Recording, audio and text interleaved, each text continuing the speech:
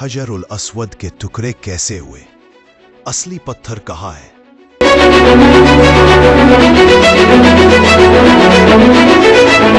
हम सब जानते हैं कि हजरुल अस्वद जन्नत का पत्थर है, लेकिन अगर मैं आपसे कहूं कि जो पत्थर आज आप सिल्वर फ्रेम में देखते हैं, वो असल पत्थर का सिर्फ आधा हिस्सा 8 टुकड़े हैं। एक वक्त ऐसा था जब काबा की दीवार खाली थी।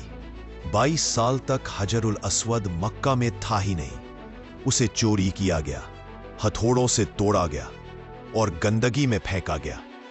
आज इस वीडियो में हम इस काली तारीख, डार्क हिस्ट्री के पन्ने पलटेंगे जब हजरुल अस्वद को चोरी किया गया था, पर जानेंगे कि इसके बाकी टुकड़े आज कहां गायब है।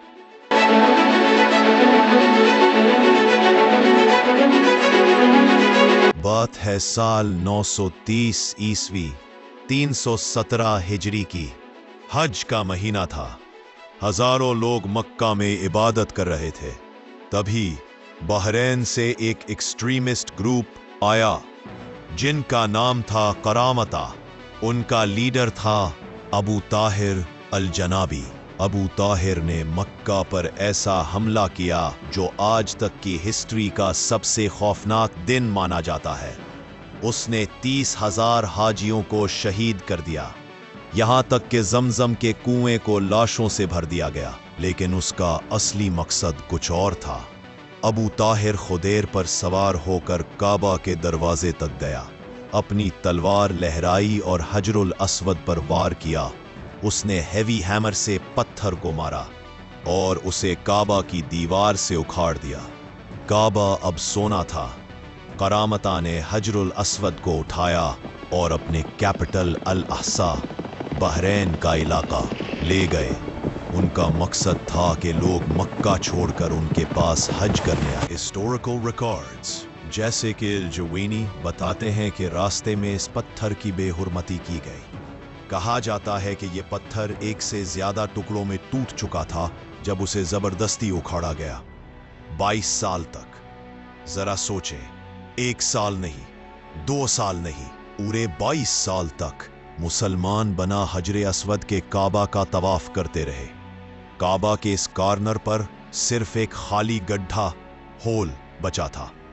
फाइनली अब्बासी खिलाफत, अब्बासिड कैलिफेट ने करामता को एक ह्यूज रैंसम, भारी रकम पे की।